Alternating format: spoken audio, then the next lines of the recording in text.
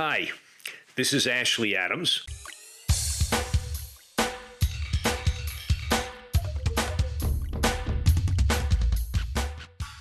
I'm here today to talk to you about the 5 biggest mistakes of beginning players. Beginning players can improve their profit by narrowing their range, especially when considering their position. In general, in early position, players should play no more than 10 to 15% of their hands. That's big pairs and ace king. Maybe you can add a king queen suited or a ace queen suited, but generally big pairs and ace king. In middle position, you can expand to playing 12 to 20% of your hands. That's a couple of other hands like ace queen, ace jack, especially if they're suited, king queen suited, queen jack suited, and pairs from 8 on up. And in late position, you can play an even larger range of 30% or so, which includes a lot of suited connectors, ace blank suited, like that. What you don't want to do is to play every hand. You want to really narrow your range. The other mistake that they tend to make is that they don't play aggressively enough. If you are playing, you want to be playing for a raise for the most part. You want to be 3-betting if somebody's raised in front of you and you have a playable hand. You don't want to just be limping. You don't want to be checking. If you're going to play, you want to be the aggressor. A third mistake, and maybe the biggest mistake, is that they don't practice game selection well enough or seat selection. You shouldn't just take a seat, sit there, have your whole session at one seat at one table for the entire time. You want to look for games that are profitable. What makes a profitable game? First of all, you want players with deep stacks, players you can win money from. A lot of new players don't think about that at all. Also, you want passive, loose players, players whom you can manipulate with your aggression, not players who are always pushing you, and a lot of new players don't think about that.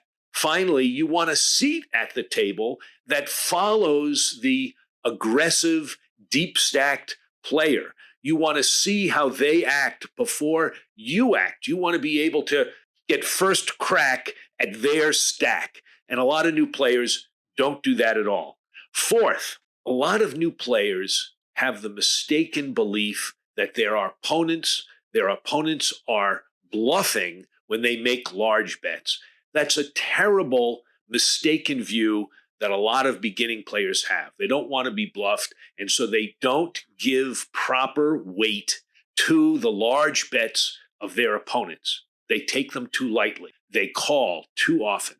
They should be generally respecting large bets and folding. Not doing that is to their peril. They could have played really well for a whole session, and then one, he's probably bluffing, and they lose everything. Very big mistake, which you shouldn't make. And finally, this is something that I haven't read a lot about in the literature, but that I stress a lot in my teaching. New players tend to play too long. They stay way beyond their best length of time for focus, attention, and energy. As a general rule of thumb, especially if you're a beginning player, but really for all players but the most proficient, after the first hour of play, you should at least sit back from the table for a minute or two, missing a hand or two, and just observe the game and yourself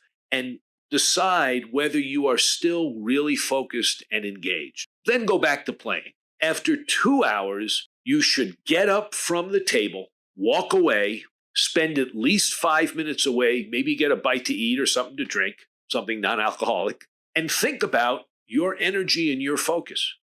If after being away from the table for a few minutes, you're convinced that you're still at the top of your game, give yourself the right to go back and play for another hour or two.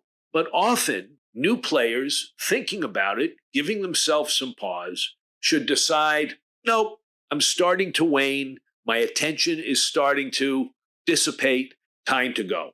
And absolutely, especially for new players, do not play longer than 4 hours. A lot of the time, new players make the major error of thinking they've got to get back to even. That's a fallacy. It's one long game.